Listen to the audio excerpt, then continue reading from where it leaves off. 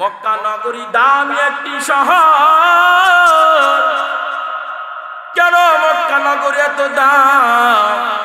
রবের কাছে মক্কা নগরীর দামটা এই কারণে, কারণ মক্কার ভিতরে এমন একটা ঘর আল্লাহ বানায় রাখছেন, যেই ঘরে সারা বিশ্বের থেকে কোনো মুসলমান গিয়া যদি একবার তওয়াফ করে দেয়, আল্লাহ সাথে সাথে ওই বান্দার জিন্দেগির গুনাহ আল্লাহ মাফ করেন। ইয়া ইলাহি তু মেরা মাবুদ হ্যায়, ইয়া इलाही तू मेरा माशूक है, या इलाही मुझसे मुझको दूर कर, ताकि देखो मुझ में तुझको। एक नजर চিৎকার দেওয়ান আল্লাহু আকবার। মক্কা নগরী আল্লাহর কাছে দামি একটি শহর। কেন মক্কা নগরী আল্লাহর কাছে এত দাম? কারণ এই মক্কার ভিতরে আল্লাহ এমন একটা ঘর বানায় রাখছেন, সারা বিশ্বের ইমানদার মুসলমানরা ওই কাবার দিকে মাথা নত করে সিজদা দেয়। কথা বলেন ঠিক কিনা? এই মক্কার সেই কাবা ঘরের সাথে আল্লাহ এমন একটা পাথর ফিট করে রাখছেন, যাকে বলা হয় হজরে আসওয়াদ পাথর। এই পাথরটার দাম আল্লাহর কাছে এতই বেশি যে কোনো মানুষ যদি হজরে আসওয়াদ পাথরকে চুমো দিয়ে দেয়, অথবা দূর থেকে যদি মুহাব্বতের সহিত যদি ইশারা করে দেয়, মদিনার নবীজি বলেন সাথে সাথে ওই উম্মতের জিন্দেগির গুনাহ আল্লাহ মাফ করেন। যদি আগুন লেগে ধ্বংস হয় পৃথিবীর সব বইয়ের দোকান,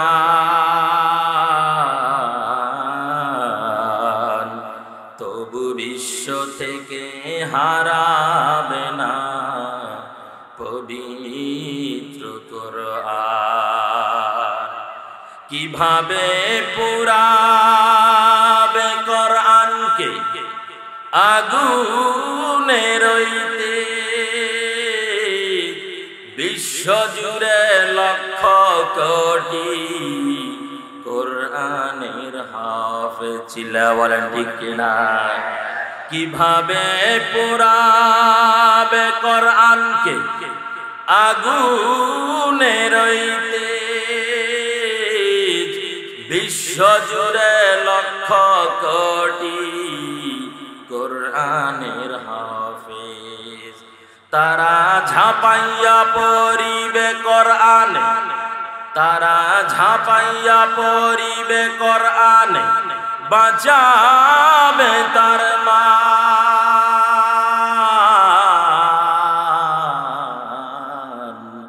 তবু বিশ্ব থেকে হারাবে না পবিত্র কোরআন। চিল্লা বলেন ঠিক কিনা? والتين والزيتون وطور سينين وهذا البلد الأمين لقد خلقنا الإنسان في أحسن تقويم صدق الله العظيم. قال النبي صلى الله عليه وسلم إن الله لا ينظر إلى صوركم بل ينظر الله قلوبكم أو كما قال عليه الصلاة والسلام. সকলে আমার সাথে বলেন اللهم صل على محمد وعلى آل محمد كما صليت على إبراهيم وعلى آل إبراهيم إنك حميد مجيد. اللهم بارك على محمد وعلى آل محمد كما باركت على إبراهيم وعلى آل إبراهيم إنك حميد مجيد. দয়াময় আল্লাহ তাআলার দরবারে লাখো কোটি শুকরিয়া যে আল্লাহ রাব্বুল আলামিন দয়া করে মায়া করে সকল বালা মুসিবত থেকে হেফাজত করি। আজকের এই ইসলামী কোরআন ও মাহফিলে যে আল্লাহ রাব্বুল আলামিন বক্তা শ্রোতা উভয়কে বসার মতন তৌফিক দান করেছেন, এই কারণে মহান রব্বুল আলামিনের দরবারে শুকরিয়া জ্ঞাপন করি। সকলেই বলি আলহামদুলিল্লাহ। এবং ওই মহামানবের প্রতি দরুদ প্রেরণ করি যিনি এ ধরা এসেছেন রাহমাতাল লিল আলামিন হিসেবে, থাকবেন কাল হাসরের মাঠে শাফিউল মুজনিমিন। সকলেই বলি সাল্লাল্লাহু আলাইহি ওয়াসাল্লাম। মুহতারাম হাজিরিন, আলোচনা শুরু করার আগে বিষয়টা বলে দিই। আজকের আলোচনার বিষয়বস্তু হচ্ছে বাহ্যিক সূরতের রবের কাছে দাম নাই, গুণগত মানুষের রবের কাছে দাম। বাহ্যিক সূরতের মানুষের কবরে হবে আযাব, গুণগত মানুষের কবরটা হবে জান্নাতের বাগান। চিৎকার দিয়ে বলেন সুবহানাল্লাহ। এই বিষয়টা মনে রাখতে পারবেন তো ইনশাআল্লাহ? কি বলছি? বাহ্যিক সূরতের রবের কাছে কি নাই? দাম নাই। গুণগত মানুষের রবের কাছে দাম। বাহ্যিক সূরতের মানুষের কবরে হবে আযাব, গুণগত মানুষের কবরটা হবে জান্নাতের বাগান। এই বিষয়বস্তু পর্যন্ত আসতে আগে আমাকে কয়েকটা মিনিট সময় লাগবে, দিবেন তো ইনশাআল্লাহ? তাহলে আমি সরাসরি ঢুকে গেলাম। আমি যে আয়াত কেন তেলাওয়াত করেছি, এই আয়াতগুলি হচ্ছে সূরা ৩ এর। কোন সূরা? সূরা ৩ এর। এই সূরা ৩ এর শুরুর লগ্নে আল্লাহ তাআলা কয়টা কসম খাইছেন? ৪টা কসম। কয়টা? ৪টা। ২টা ফলের কসম, একটা পাহাড়ের কসম, আর একটা হলো শহরের কসম। হলো কয়টা? ৪টা। ওয়াত-তিনি ওয়াজ-জাইতুন, রব বলেন তিন এবং জাইতুনের কসম খাইলাম। ফল হলো কয়টা? কয়টা? ২। তিন এবং জাইতুন রবের কাছে বড় দাম, বড় দামি ফলের নাম হলো তিন এবং জাইতুন। তাফসীরে কিতাবের ভিতরে লেখা হয়েছে, কেউ বলছেন যে আল্লাহ তাআলা এই ২টা ফলের কসম খাইছেন, আবার কেউ কেউ বলছেন যে না, এই ফলগুলো যে গাছে ধরে, যে বৃক্ষে ধরে, এই বৃক্ষের কসম খাইছেন। কেউ বলছেন যে না, এই ফল যে বৃক্ষে ধরে, এই বৃক্ষটা যে মাটিতে উৎপন্ন হয়, আল্লাহ তাআলা ডাইরেক্ট ওই জায়গার কসম খাইছেন। আমার বাপ জানেরা, এখন জাগার কসম খাক, ফলের কসম খাক, আর বৃক্ষের কসম খাক, কসম যে খাইছেন এটা কি সত্য? এটা কি সত্য? আমার কথাটা বুঝেন আপনারা? হ্যাঁ, আচ্ছা, বুঝলেই তো মাশাআল্লাহ ভালো। তাহলে কয়টা কসম গেছে? ২টা। ওয়াতুরি সিনিনা, সিনাই পর্বতের কসম। সিনাই পর্বত বিশাল একটা পাহাড়। এই পাহাড়ের বিশেষ একটা জায়গা আছে যাকে বলা হয় তুর। কি বলা হয়? তুর। যে জায়গার উপর দাঁড়িয়ে মুসা কালিমুল্লাহ ডাইরেক্ট আল্লাহর সাথে কথোপকথন করতেন। আচ্ছা বলেন তো, মুসার মতন নবী যেই জায়গার উপরে দাঁড়িয়ে আল্লাহর সাথে কথোপকথন করেন, আল্লাহর পক্ষ থেকে ওহী নাজিল হন, ওই জায়গার দাম আল্লাহর কাছে কম না বেশি? জোরে চিৎকার দিয়ে বলেন, কম না বেশি? চলে গেল কয় কসম? রয়েছে কয়টা? ওয়াত-তিনি ওয়াজ-জাইতুন ওয়া তুরি সিনিনা ওয়া হাযাল বালাদিল আমিন।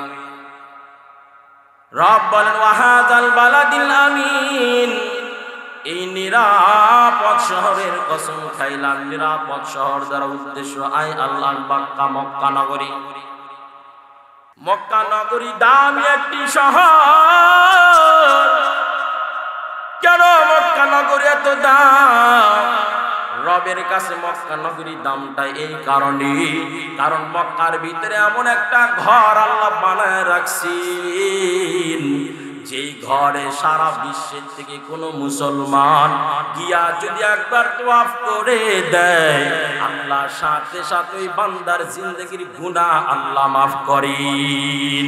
ইয়া ইলাহি তু মেরা মাবুদ হ্যায়, ইয়া ইলাহি তু মেরা মাশুক হ্যায়, ইয়া ইলাহি मुझसे मुझको दूर कर, ताकि देखो मुझ में तुझको एक नजर। चित्कार देवन अल्लाहु अकबर। মক্কা নগরী আল্লাহর কাছে দামি একটি শহর। কেন মক্কা নগরী আল্লাহর কাছে এত দাম? কারণ এই মক্কার ভিতরে আল্লাহ এমন একটা ঘর বানায় রাখছেন, সারা বিশ্বের ইমানদার মুসলমানরা ওই কাবার দিকে মাথা নত করে সেজদা দেয়। কথা বলেন ঠিক কিনা? এই মক্কার সেই কাবা ঘরের সাথে আল্লাহ এমন একটা পাথর ফিট করে রাখছেন যাকে বলা হয় হজরা আসওয়াদ পাথর। এই পাথরটার দাম আল্লাহর কাছে এতই বেশি যে কোনো মানুষ যদি হজরা আসওয়াদ পাথরকে চুমো দিয়ে দেয় অথবা দূর থেকে যদি মুহাব্বতের সহিত যদি ইশারা করে দেয়, মদিনার নবীজি বলেন সাথে সাথে ওই উম্মতের জিন্দেগির গুনাহ আল্লাহ মাফ করেন। এই কারণে মক্কা শহরের আল্লাহর কাছে কি বলছি? দাম। আরেকটা কথা হলো এই কাবা ঘরের চত্বরে এত দাম, 100 জন মানুষকে অন্যায় করে হত্যা করলো বলা খুনি যদি ওই এরিয়ার ভিতরে ঢুকে ইসলামী আইন অনুসারে ওই আসামিকে ওই এরিয়ার ভিতরে শরীরে টাচ করা পর্যন্ত নিষেধ। কথা বলেন ঠিক কিনা? তাহলে এই জায়গার দাম আল্লাহর কাছে কম না বেশি? আমার বাপজানারা, যেহেতু আপনারা ধৈর্য সহকারে বসছেন, ছোট্ট একটা নকতা কথা বলে দিই। হ্যাঁ, মন খারাপ করতেছেন আপনারা? থাকা যাবে তো ইনশাআল্লাহ? তাহলে চুপ করে একটু বসে থাকেন। আপনাদের এলাকার মসজিদের ইমাম সাহেবের বেতন কত? 6000, 8000, 10 খুব কমই না? 5, 6, 7, 8 এর মধ্যে তো প্যাকেট আশা করা যায়। কয় মাসে? 1 বছর। আচ্ছা, আপনারা হয়তো প্রশ্ন করতে পারেন যে হুজুর আপনি কি জানেন না যে কয় মাসে 1 বছর? এইটা কথা জিজ্ঞাসা করার কারণ হচ্ছে যে আলোচনাটা, এটা আপনারা কথা না বললে এই আলোচনাটা সামনের দিকে আগানো যেত, এই জন্য আর কি। তাহলে 12 মাসে 1 বছর, 6000, 7000, 8000, 9000, 10000 টাকা মাসের বেতনের চাকরি। এরপরও যায় দেখেন কিছু কিছু ইমাম সাহেবের কিছু কিছু এলাকার দিক দিয়া বছর 12 মাসে 1 বছর, এরপরও যায় দেখেন 5 মাসের বেতন বাকি আছে। কথা বলেন ঠিক কিনা? এতগুলো মানুষ এখানে আছে, একজন দাঁড়াবেন। কয়জন? একজন। আমি যখন কথাটা বলবো ওই কথার উত্তর দেওয়ার জন্য কয়জন দাঁড়াবেন? একজন। 5 মাস বেতন বাকি, 4 মাস বেতন বাকি। এরপরে কোন ইমাম সাহেবের বউ কোন মুসল্লির ঘরের কাছে গিয়ে কি বলছে যে আপনাদের ইমাম সাহেব আমার পেটে খানা দিতে পারে না, 1 প্লেট খানা দেন? কেউ আসেন এই মুসল্লি? বলতে পারবেন? বলতে পারবেন? কেন যায় না? আর আপনি সুনামগঞ্জ ব্রিজের ওই পার ফ্ল্যাটের অভাব নাই, লক্ষ লক্ষ টাকা আপনার প্রতি মাসে ইনকাম, এরপরও মার্কেটিং এর মধ্যে একটু ভেজাল হলো আপনার বউ আরেকজনের কাছে গিবত গায়, আরেকজনের কাছে তরকারির বাটি নিয়ে যায়। এরকম আছে না নাই? জোরে বলেন। ইমাম সাহেবের বউ যায় না, আপনার বউ কেন যায়? কথাটা একটু বলে দিই। হ্যাঁ, যেহেতু কথাটা উঠেই বসছে সেই জন্য বলি। প্রতিটা রজনীতে 120টি রহমত বরকত আল্লাহ তাআলা বাইতুল্লাহর ছাদে কি করেন? নাজিল করেন প্রতিটা রাত। কেউ বলছেন আর বেশি, কেউ বলছেন কম, কিন্তু রহমত বরকত প্রতিটা রাত্রিতে যে নাজিল হয় এটা কি সত্য, এটার মধ্যে কোনো সন্দেহ নাই। এই বাইতুল্লাহর ছাদে যতটুকু রহমত বরকত আল্লাহ তাআলা নাজিল করেন, এখান থেকে যেগুলি রাষ্ট্রে মুসলমান আছে, মসজিদ ঘর আছে, প্রত্যেকটা রাষ্ট্রে রাষ্ট্রে সেখান থেকে বন্টন হয়ে রহমত বরকত যায়। আমাদের বাংলাদেশের সবচাইতে হেড কোন মসজিদ? বাইতুল মুকাররম। কোন মসজিদ?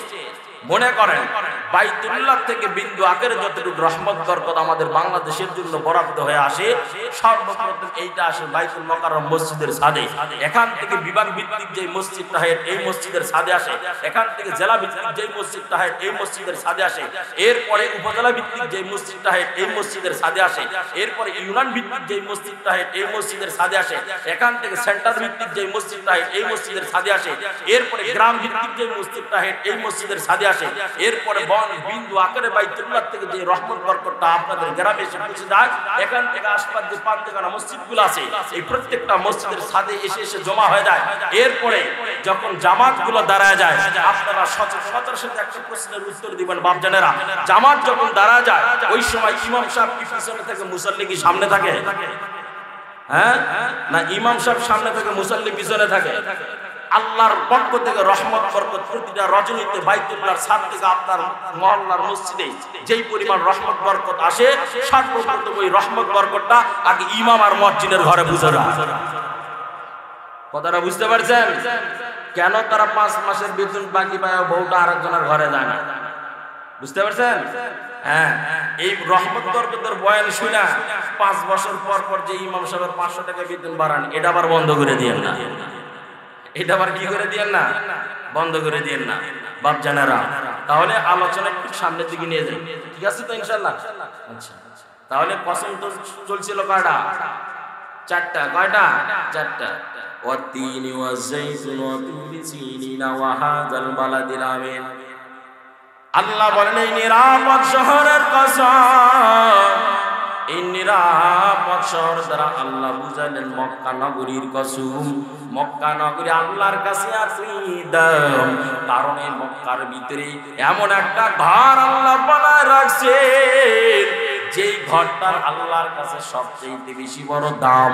আচ্ছা বলেন তো, মক্কা নগরীর ভিতরে যে কাবা ঘরটা যেই মাটির উপরে দাঁড় করায় রাখছে, এই মাটির দামটা আল্লাহর কাছে কম না বেশি? অনেক বেশি। তাহলে চলে গেল কয় কসম? আমি কিন্তু খুব দ্রুত আলোচনাটা আগে নিতেছি। কয় কসম গেল? এখন বলবেন হুজুর খালি কসমেরই আলোচনা চলতেছে, বিষয় রাখছেন বিশাল বড়, এত কসমের আলোচনা তো ওটা বুঝাবেন কোন সময়? ওটা বুঝাবেন কোন সময়? এখন ধরেন আল্লাহ কসম খাইলেন 4টা কসম খেয়ে আল্লাহ কি বুঝাইলেন? লাকাদ খালাকনাল ইনসানা ফি আহসানি তাকবীর।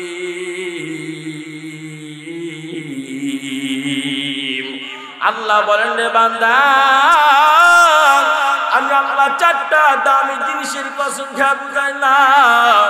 আমি আল্লাহ তোমাদেরকে কত সুন্দর আকৃতিতে বানাইছি।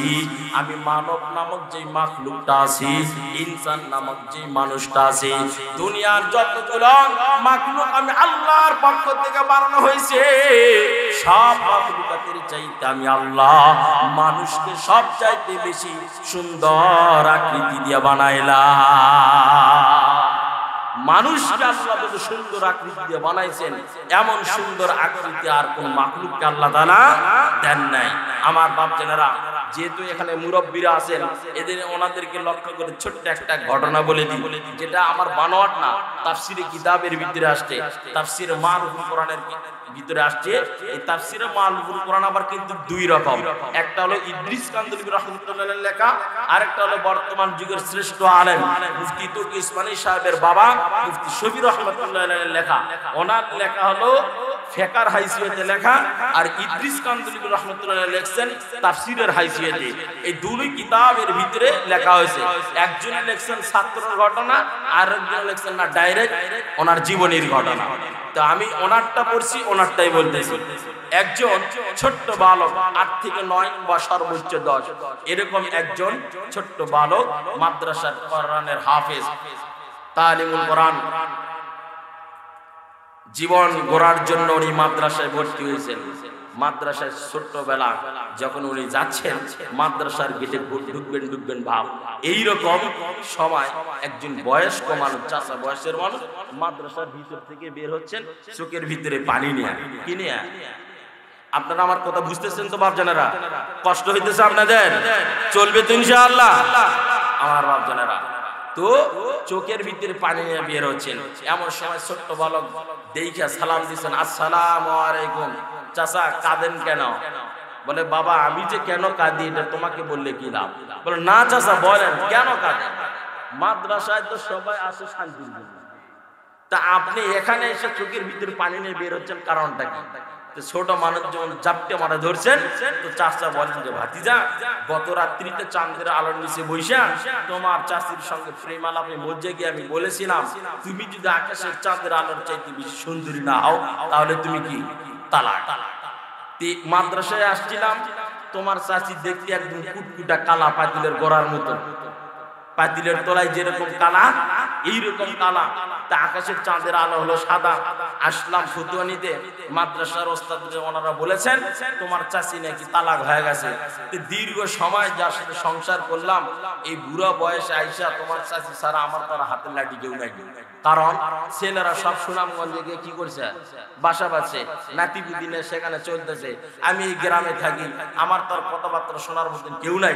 যদিও ভাই এই বয়সে পান্ডা খাইতে খাইতে দাঁতটা তরমুজের বিচির মতন বানাইছি, এরপর তোমার এই চাষির লেগে আমার কি লাগে, মায়া লাগে।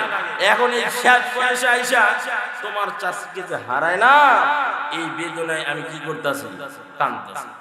তো উনি ফতুয়া দিয়ে দিয়েছেন, ছোট্ট মানুষ 8 থেকে 9-10 বছরের বালক, আমরা কোন মাযহাবের অনুসারী একটু জুড়ে বলেন তো? হানাফি মাযহাবের না? হানাফি মাযহাবের ইমাম সাহেবের নাম কি? ইমামে আবু হানিফা, এটা হলো ওনার কুনিয়াতি নাম, লকবি নাম। ওনার আসল নাম হচ্ছে নোমান বিন সাবেত। নোমান হলো ওনার নাম, আর ওনার বাবার নাম হলো সাবেত। কথাটা মনে থাকবে ইনশাআল্লাহ। তো উনি বলতেছেন যে চাচা, আমি নোমান বিন সাবেত ফতুয়া দিলাম, আমার চাচি তালাক হয় নাই। সুবহানাল্লাহ বলে না? লাকাদ জানাম বিলা দাওয়ামান আলাইহা ইমামুল মুসলিমিন আবু হানিফা। আবু হানিফা বুদু ইমাম বাসফা সিরাজে উম্মতানে মুস্তাফা। চিৎকার দিয়ে বলেন আল্লাহু আকবার। নোমান বিন সাবেত ডাকতে বলে চাচা, আমি নোমান বিন সাবেত ফতোয়া দিলাম, যান আপনি আমার চাচিকে নিয়ে সংসার করে খান, আমার চাচি তালাক হয় নাই। সুবহানাল্লাহ বলেন। চাচা এই ফতোয়া শুনে বেটা হারানো বউকে ফিরে পাওয়ার আশ্বস্ত হয়ে দৌড় মাদ্রাসার ভিতরে গিয়া বলতেছেন, ওস্তাদ আপনারা দেন এক ফতুয়া, আপনাদের ছাত্রদের আরেক ফতুয়া, আপনাদের মাঝে যদি দ্বন্দ্ব থাকে তো আমরা খ্যাপ কামারে কাজ করে সাধারণ পাবলিক যাব কোথায়? কথা বলেন ঠিক কিনা? এই কথাটা বলতে মুহতামিম শাহ হুজুর বলেন যে আপনাকে কোন ছাত্র দিয়েছে? বলে যে ওই যে দেখেন গেটের ভিতরে দাঁড়ায় রয়েছে, আমাকে বলছে আপনাদের কাছে আমি আইসা এই কথাটা বলে দিতাম। তো বলে, তো মুহতামিম সাহেব একজন সহকারী শিক্ষক বলেন, এই দেখো তো কে ওটা দাঁড়ায় রয়েছে? বলে যে হুজুর ওই যে গেটে যে দাঁড়ায় রয়েছে ওটা আপনার আদরের ছাত্র নোমান বিন সাবেত। সুবহানাল্লাহ বলে না? তো মুহতামিম সাহেব বলে, এই সাবধান, কেউ কিছু বলিও না, আমার বিশ্বাস নোমান বিন সাবেত যদি এই ফতোয়া দিয়ে থাকে, আমার বিশ্বাস ফতোয়াটা সত্য হইতে পারে। নোমানকে ডাকতে বলে, নোমান বলো বাবা, তুমি যে ফতোয়াটা দিয়েছো, তুমি কি আল্লাহর কালামুল্লাহ কোরআন থেকে ফতোয়া দিছো, নাকি নবীজির হাদিস থেকে ফতোয়া দিছো, নাকি তোমার ব্যক্তিগত রায় থেকে ফতোয়া দিছো? নোমান বিন সাবেত ডাকতে বলে, ওস্তাদ আপনাদের দর্শে তো বৈশা আল্লাহর কালামুল্লাহর ব্যাখ্যা শিখেছিলাম, নবীজির হাদিসের ব্যাখ্যা শুনেছি, আমি আল্লাহর ডাইরেক্ট কালামুল্লাহ থেকে ফতোয়া দিয়েছি, আর নবীজির হাদিস থেকে ফতোয়া দিই নাই, আমি আমার ব্যক্তিগত রায় থেকে ফতোয়া দিই না, ডাইরেক্ট আল্লাহর কালামুল্লাহ থেকে ফতোয়া দিয়েছি। ওস্তাদরা ডাক বলে, রে নোমান কেমনে তুমি কোরআন থেকে ফতোয়া দিলা? আমরা তো নবীজির হাদিস ঘাটে দেখলাম বাবা, কোথাও ফতোয়াটা মিলাইতে পারলাম না, আল্লাহর কালামুল্লাহ তো ঘাটলাম, কোথাও ফতোয়াটা মিলাইতে পারলাম না, কারণ আকাশের চাঁদের হলো সাদা, আমাদের চাচি হলো কালা। নোমান বিন সাবেত ডাকতে বলে, ওস্তাদ আল্লাহর কালামুল্লাহ হলো 30 পারা, এই 30টা পারার শেষ নাম্বার পারার নাম হলো 30 পারা। এই 30 নাম্বার পারার ভিতরে আল্লাহ একটা পরিচিত সূরা রাখছেন, সূরা 3। এই সূরা 3-এর শুরুতে আল্লাহ 4টা জিনিসের কসম খেয়ে বলছেন, লাকাদ খালাকনাল ইনসানা ফি আহসানি তাকবীর।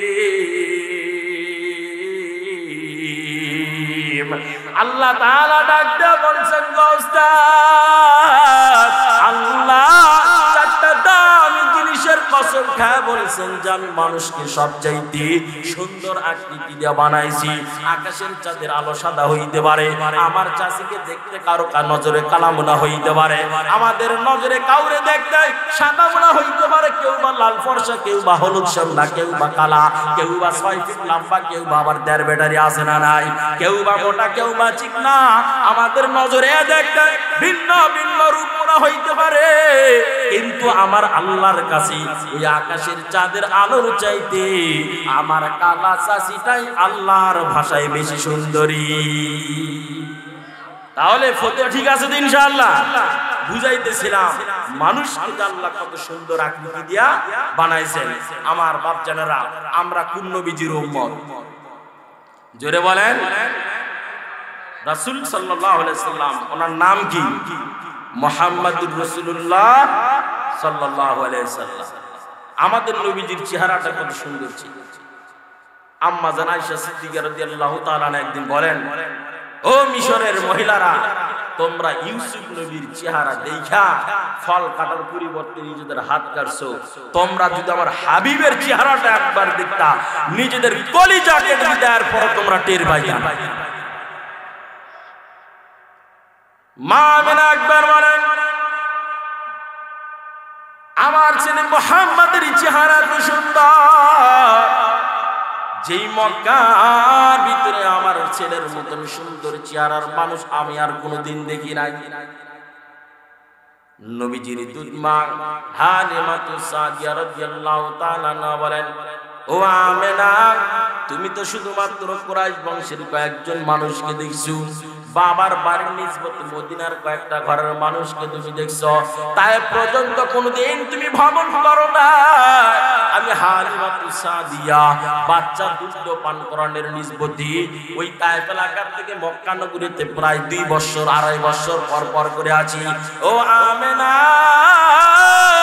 আমি হালিমাতুস সাদিয়ার কাছ থেকে শুনে নাও, তোমার ছেলে মুহাম্মাদের চেহারাটা কেমন সুন্দর। আমার জীবনে তোমার ছেলের মতন এই পর্যন্ত সুন্দর আকৃতির মানুষ আমি দেখি নাই। দাদা আব্দুল মুত্তালিব এসে বলে, রে আমিনা, ও হালিমাতুস সাদিয়া, তোমরা আমার নাতির কি প্রশংসা করো? তোমরা কেউ বা তায়েফ থেকে মক্কা দেখছো, কেউ বা মক্কা থেকে শুধুমাত্র মদিনা দেখছো, আর আমি আব্দুল মুত্তালিবের কাছ থেকে শুনে নাও আমার নাতি মুহাম্মাদের চেহারাটা কেমন সুন্দর। আমি মক্কা নগরী ঘুরলাম, মদিনা ঘুরলাম, তায়েফ ঘুরলাম, ব্যবসা বাণিজ্যের নিসবতে আমি শাম দেশ পর্যন্ত ভ্রমণ করেছি, সিরিয়া পর্যন্ত ভ্রমণ করেছি। আমি আমার জীবনের যত রাষ্ট্র আমি ভ্রমণ করলাম, আসা যাওয়ার পথে অনেকগুলো বস্তির মানুষ আমি দেখেছি। আমার জীবনে আমার নাতির মতন সুন্দর কোন আকৃতির মানুষ আজ পর্যন্ত আমি আব্দুল মুত্তালিবের নজরে পড়ে নাই। জিবরাইল আমিন এসে বলে, আমিনা, ও হালিমাতুস সাদিয়া, ও আব্দুল মুত্তালিব, ভালো করে শুনে নাও, তোমরা বলতেছো এই মক্কা নগরীর ভিতরে দেখে নাই, কেউ বলতেছে মদিনার ভিতরে দেখে নাই, কেউ বলতেছে তায়েফের মধ্যে দেখে নাই, তুমি বলতেছো শাম আর পারস্য রাষ্ট্রের ভিতরে দেখো নাই। আমি জিবরাইলের কাছ থেকে শুনে নাও, আমি এই জমিনে ভ্রমণ করলাম, আসমান ভ্রমণ করেছি, জান্নাত ভ্রমণ করলাম, জাহান্নামের আশপাশটাও ভ্রমণ করলাম, 7 আসমান চুইসে বেড়াইলাম, শূন্য অংশের ভিতরে আমি ভ্রমণ করলাম। এই জমিন আর আসমানের এমন কোনো অংশ নাই যেখানে আমি জিবরাইল আমিনের নজর পড়ে নাই। কিন্তু আল্লাহর হাবিবের মতন সুন্দর কোন চেহারার মানুষ আমি জিবরাইল দেখি নাই। আল্লাহ তাআলা ডাকতে বলে, রে জিবরাইল, ও আমিনা, ও হালিমাতুস সাদিয়া, ও আব্দুল মুত্তালিব, ভালো করে শুনে নাও, তোমরা তো আর কি দেখেছো? হে জিবরাইল, তুমি আসমান দেখছো, জমিন দেখছো, শূন্য অংশ দেখছো, আমার আরশের উপর পর্যন্ত তুমি দেখো নাই। আমার হাবিবুল্লাহর তোমরা কি প্রশংসা করতেছো? আমি আল্লাহর কাছ থেকে শুনে নাও, আমার হাবিবুল্লাহর চেহারার মতন সুন্দর কোন আকৃতির মাখলুক আমি আল্লাহ বানাই নাই। মদিনা নাম কত মধুর,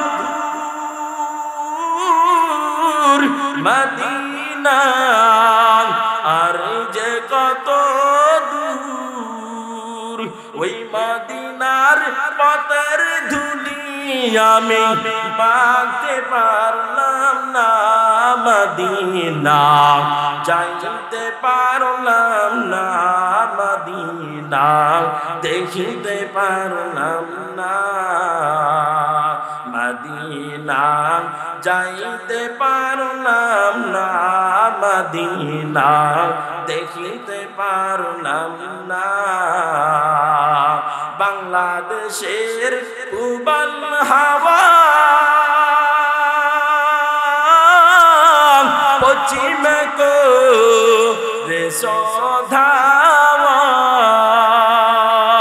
এই গরিবের দুঃখী সালাম পৌঁছে দিও মদিনায় মদিনা, যাইতে পারলাম না মদিনা, দেখিতে পারলাম না। কান্দি আমি পাগল বেশে যাইতে নবী রোদেশে, এই পাগলকে কে নিবে সোনার মদিনা মদিনা, যাইতে পারলাম না মদিনা, দেখিতে পারলাম না। ওই মদিনা যাওয়ার ইচ্ছা আছে না নাই? জোরে বলেন না, যাওয়ার ইচ্ছা আছে তো ইনশাআল্লাহ। আল্লাহ তাআলা আমাদের সবাইকে কবুল করুন, বলেন আমিন। আমার বাপদাদারা বলতেছিলাম যে মানুষকে যে আল্লাহ কত সুন্দর আকৃতি দিয়া বানাইছে। আর মাত্র কয়েকটা মিনিট আলোচনা চালাবো ইনশাআল্লাহ। আপনাদের কি মন খারাপ লাগতেছে? বসা যাবেন তো ইনশাআল্লাহ?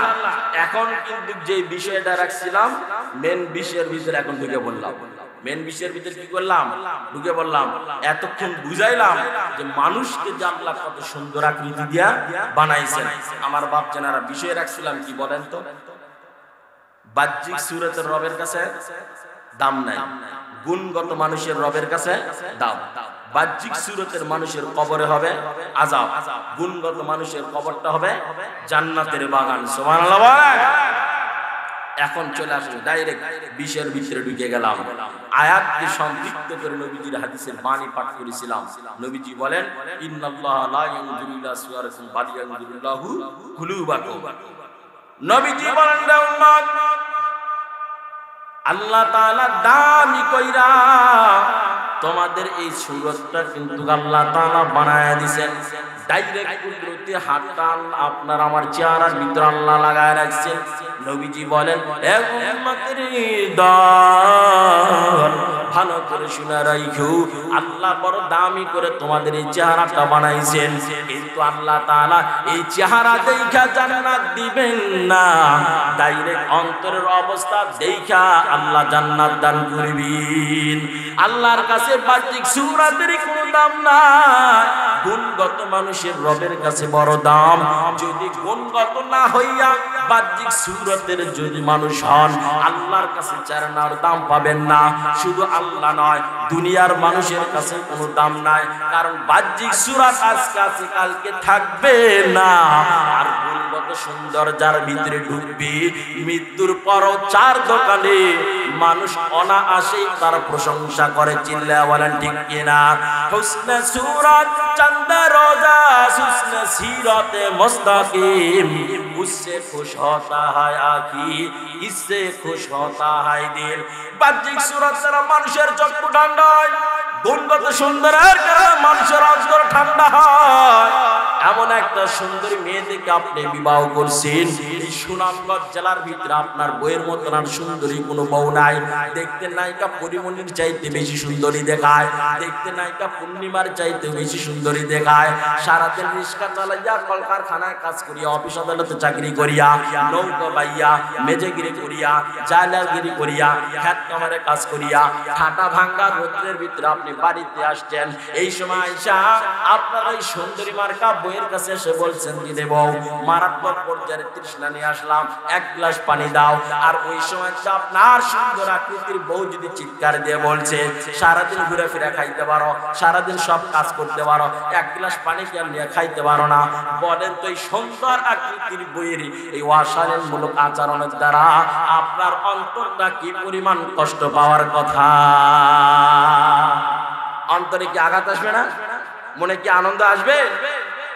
কিন্তু আপনি এমন একটা মেয়ে দেখে বিবাহ করছেন, দেখতে বেশি সুন্দরী না, কিন্তু সারাদিন রিক্সা চালাইয়া, কলকারখানায় কাজ করিয়া, অটো চালাইয়া, অফিস আদালতে চাকরি করিয়া, নৌকা বাইয়া, জেলেগিরি করা, মাছ ধরিয়া, খেত কামারে কাজ করিয়া আপনি ঘরে আসছেন, আপনার চেহারার দিকে তাকাইয়া অবস্থাটা বুঝে ফেলল, সাথে সাথে গোসল করার জন্য লুঙ্গি গামছা গায়ে দিল, গোসল শেষ হয়ে আসতে না আসতে আপনার জন্য খানার প্লেটটা বাড়ায় দিল, খানা শেষ হইতে না হইতে আপনাদের এলাকার আন্তর্জাতিক নাস্তা মনে হয় যদি একটু চার ব্যবস্থা করে দেয়, এই চাটা খাওয়া শেষ হইতে না হইতে যদি পানটা বানায়া দেয়, বলেন তো আপনার এই অসুন্দরী বইয়ের সুন্দর আচরণের দ্বারা আপনার অন্তরটা কি পরিমাণ ঠান্ডা হওয়ার কথা? তাহলে বাহ্যিক সুরত আজকে আছে কালকে থাকবে না, আর গুণগত সুন্দর যার ভিতরে রয়ে যায়, এর গুণের কারণে এই মানুষটা চিরদিন মানুষের অন্তরে রয়ে যায়। আল্লাহ বলে, রে বান্দা সুন্দর আকৃতিটা বানাইলাম সুন্দর জান্নাত দেওয়ার জন্য রে বান্দা, কিন্তু ভালো করে মনে রাখিও আমি তোমার এই চেহারা দেইখা জান্নাত দিব না, গুণগত অবস্থা দেইখা দিব। হযরতে বেলাল গুণগত না সওয়াই হয়েছিলেন, বাহ্যিক সুরতের মানুষ ছিলেন না। ওই আফ্রিকার জঙ্গল থেকে উঠে আসে সেই কালো বেলাল গুণগত মানুষ হওয়ার কারণে আল্লাহ তাআলার জান্নাতের মেহমান হইছেন। নবীজি মেরাজে গেছেন ভ্রমণ করতে, মেরাজের ভিতরে গিয়া আল্লাহর নবীজি জিবরাইলকে নিয়ে ভ্রমণ করতেছেন, জাহান্নাম ভ্রমণ করলেন, সাতটা আসমান ভ্রমণ করলেন, আল্লাহর সঙ্গে কুদরতি ভাবে কথোপকথন হইল। এরপরে আল্লাহর নবীজি জান্নাতের ভিতরে ঢুকলেন, জান্নাত ভ্রমণ করতেছেন। হঠাৎ করে একটা টকবক টকবক টক একটা আওয়াজ শুনতে পাইলেন। আল্লাহর নবীজি ডাকতে বলেন, রে জিবরাইল, এই যে একটা টকবক একটা আওয়াজ, ও জিবরাইল কার আওয়াজ আমি পাইলাম রে জিবরাইল? জিবরাইল আমি ডাকতে বলে, গো পয়গম্বর আপনার একজন কালা উম্মতের আপনি আওয়াজটা পাইছেন। আল্লাহর নবীজি বলেন, কোন সেই কালা উম্মত? আল্লাহ জিবরাইল আমি ডাকতে বলে, গো পয়গম্বর ওই আফ্রিকার জঙ্গল থেকে উঠে আসা সেই কালো বেলাল, যার মক্কা মদিনার ভিতরে কোনো দাম নাই, উমাইয়ার ঘরে সে গোলামের জিন্দেগি কাটাই গেল নবীজি, শেষ পর্যন্ত আয়েশা আপনার হাতে কালেমা পড়ে মুসলমান হয়েছি। ওই কালা নিগ্র গোলাম সেই বেলালের হাঁটার আওয়াজ আপনি জান্নাতে শুনেছি। নবীজি ঘুরে আসে বলে, রে বেলাল কি এমন আমল করো গো বেলাল যে তুমি এই জমিনে ভ্রমণ করো, কিন্তু আমি তোমার হাঁটার আওয়াজটা জান্নাতে শুনে আসলাম। হযরতে বেলাল বলো, পয়গম্বর আমি বেলালের ভালো কোনো আমল নাই, ছোট্ট একটা আমল করে চলি দাইমি ভাবে। ওই বেলাল হযরতে বেলাল নবীজির জন্য বড় পাগল ছিলেন, আমার নবীজি হযরতে বেলালের জন্য বড় পাগল ছিলেন। উহুদের ময়দানে হঠাৎ করে আওয়াজ আসছে, নবীজি না। হযরতে বেলাল নবীজির জন্য এমন পাগল ছিলেন। এই সুনামগঞ্জ এলাকার যুবক ভাইরা একটু ভালো করে শুনে নাও, আমরাও তো ওই নবীজির উম্মত, হযরতে বেলাল তো নবীজির উম্মত ছিলেন, কিন্তু আমার ভিতরে নবীজির কতটুকু মহব্বত আর হযরতে বেলালের ভিতরে কেমন মহব্বত ছিলেন। হযরতে বেলালের কণ্ঠে আযানের আওয়াজ শুনলে রব্বে কারীমের পক্ষ থেকে সূর্যকে উদিত হওয়ার হুকুম হয়তো। বেলালের কণ্ঠের আওয়াজ যদি আসমানে না বুঝছি, ওই দিন সূর্য উদিত হয় না, আওয়াজ আসে জিবরাইলের পক্ষ থেকে। সেই জিবরাইল আমি আয়েশা বলেন, গো নবীজি আজকে সূর্য উদিত হবে না যতক্ষণ পর্যন্ত ওই নিগ্র কালা গোলাম সেই বেলালের কণ্ঠের আযান আসমানে না উঠবে। এই সেই বেলাল উহুদের ময়দানের আওয়াজ শুনিয়া হযরত বেলাল আর মদিনার ভিতরে রয় না, পাগলের মতন দৌড় দেওয়া শুরু করছি। রাস্তার দিক থেকে মানুষেরা ডাকা শুরু করে, ও বেলাল, এমন অচেতন অবস্থায় কেমনে তুমি কোন দিকে দৌড়াও? হযরত বেলাল বলে, আমার মদিনার কোনো খবর লওয়ার দরকার নাই, কারণ আমার দিনের নবীজি নাকি শাহাদাত বরণ করেছে। ওরে যেই জমিনে আমার নবীজি জিন্দা না, আমি বেলালের বেঁচে থেকে কোনো সার্থকতা নাই, কারণ এই মক্কা মদিনার ভিতরে আমাকে চিন্নওয়ালা কেউ ছিল না। নবীজির হাতে কালেমা পড়বার কারণে আজ আমি কালা বেলালের দাম আরশে আজিমের কাছে অনেক বেশি। এই সেই বেলাল নবীজির জন্য এমন পাগল, নবীজির ইন্তিকালের বেশ কিছুদিন পর হযরত বেলাল পাগলের মতন ছুটে ছুটে বেড়ায়, মদিনার ভিতরে থাকতে চান না। হযরত বেলাল বেরিয়ে পড়তেছেন, কাটতে কুটতে সব বাধায় নিছেন। হযরত আবু বকরের সঙ্গে সাক্ষাৎ। হযরত আবু বকর বলে, রে বেলাল, তুমি কোথায় যাবা? বলে, আমি মদিনার ভিতরে থাকতে পারবো না। সাহাবায়ে কেরামরা জমা হয়ে গেলেন, ও বেলাল, তুমি যদি মদিনা থেকে চলে যাও, মসজিদে নববীর মিনারে আজান দিবে কি? হযরত বেলাল বলে, রে আবু বকর, আপনারা নবীকে হারানোর বেদনা সহ্য করতে পারেন, আমি বেলালকে সহ্য করতে পারি না। কারণ আগে আমার আজানের পর দু জাহানের বাদশা নবীজি মসজিদে নববীর ভিতরে আইসা নামাজের মুসাল্লায় দাঁড়াইয়া ইমামতি করতেন। এখন তো আমি বেলালের আজানের পর আর নবীজি আসে না। যেই আজানের পর নবীজি আসবেন না, ওই জায়গায় দাঁড়াই আমি বেলাল আজান দিতে পারবো না। হযরত আবু বকর বলেন, বেলাল, তুমি কি নবীজিকে ভালোবাসো? আমরা কি ভালোবাসি না? হযরত বেলাল বলেন, আবু বকর, আপনারাও নবীজিকে ভালোবাসেন, আমি বেলালও নবীজিকে ভালোবাসি, কিন্তু আপনারা নবীকে হারানোর ধৈর্যটা করতে পারেন, কিন্তু আমি বেলালের ভিতরে ধৈর্য হয় না।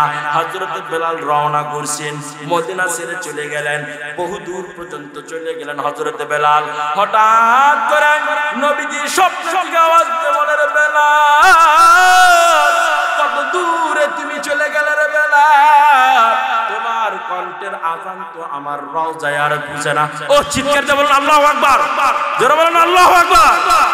আল্লাহর নবীজি ডাক দিয়ে বলে, রে বেলাল, কত দূরে তুমি চলে গেলে রে বেলাল, তোমার কণ্ঠের আজান তো আমি নবীজির রওজায় আর পৌঁছে না।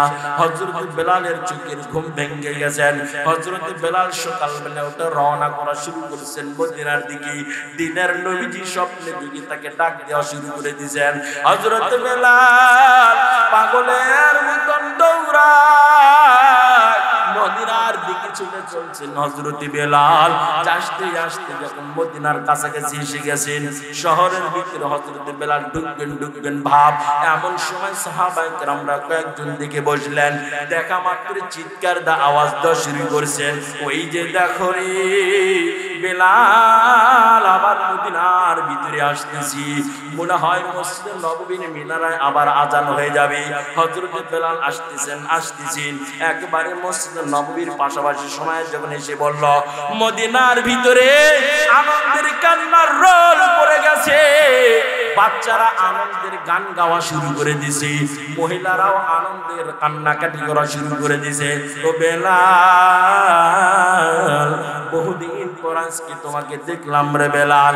সাহাবায়ে কেরামরা আওয়াজ দেওয়া শুরু করছেন। এরপরে সময় যখন ঘনিয়ে আসলো, সাহাবায়ে কেরামরা পরামর্শ করলেন, যাও বেলালকে গিয়ে আজান দিতে বলো। বেলাল যেন মসজিদে নববীর মিনারায় দাঁড়াইয়া আজান দেয়। হযরত বেলালকে যখন বলা হলো, হযরত বেলাল বলেন, না, আমি মসজিদে নববীর মিনারায় দাঁড়াইয়া আজান দিতে পারবো না, কারণ আমার আজানের পর নবীজি আগে আয়েশা ইমামতি করতেন, এখন তার নবীজি আয়েশা ইমামতি করতে পারবে না। হযরত বেলাল বলতেছেন আর কান্নায় জড়িত হয়ে গেলেন, বুকটা ভেসে যাচ্ছেন চোখের পানিতে। হযরত বেলাল কাঁদতে কাঁদতে মাটিতে বসে পড়ে গেছেন। এই দিকে সাহাবায়ে কেরামরা পরামর্শ করিয়া চিন্তা ফিকির করলেন কার কথার মাধ্যমে হযরত বেলালকে আজান দেওয়ানো যায়। পরামর্শ করে নবীজির কলিজার টুকরা দুইটা নাতি হাসান ও হুসাইনকে পরামর্শ করে পাঠিয়ে দিলেন। এই দুইটা নাতি গিয়ে বলেন, ও নানার মহব্বতের মুয়াজ্জিন বেলাল, তোমার কণ্ঠে আমার নানা আজানটা বহুদিন ধরে শুনি না রে বেলাল, ও বেলাল আসো মসজিদ নববীর মিনারায় দাঁড়াইয়া আমার নানার নামটা একটু মহাব্বত লইয়া আজানটা দিয়ে দাও। হযরত বেলাল বড় বেকায়দায় পড়ে গেলেন। একদিকে হযরত বেলালের বেদনা, আরেকদিকে নবীজির কলিজার টুকরা দুইটা নাতির আবদার। যদি তাদের কথা না রাখা হয় ডাইরেক্ট নবী এবং আরশ আজিমের মালিক নারাজ হয়ে যাবেন। কারণ আল্লাহ কেন নারাজ হবেন? কারণ হলো একটাই, চিন্তা ফিকির করেন, গভীর দিক দিয়ে একটু শুনে দেখেন। যুবক ভাইরা একটু চিন্তা ফিকির করে দেখো, তুমিও নবীজির উম্মত, হযরত বেলালও নবীজির উম্মত, তুমিও নবীকে ভালোবাসো, হযরত বেলালও নবীকে ভালোবাসে। কিন্তু তার ভালোবাসা আর আমাদের ভালোবাসার ভিতরে কি পরিমাণ তফাৎ! যে হযরত বেলালের আওয়াজ হইলে, আযান হইলে সূর্য উদিত হয়, বেলালের আযান না হইলে সূর্য উদিত হয় না। হাসান হুসেনের কথাটা রাখতে গিয়া হযরত বেলাল কেমন বেকায়দায় পড়ে গেলেন। নিজের ইচ্ছা অনিচ্ছা অবস্থায় আযান দিতে বাধ্য হয়েছেন। কারণ হযরত বেলাল চিন্তা ফিকির করে দেখলেন, এই দুইটা নাতির কথা যদি আমি ফিরাইয়া দিই ডাইরেক্ট মদিনাওয়ালা নারাজ হবেন, আরশ আজিমের মালিকও নারাজ হবেন।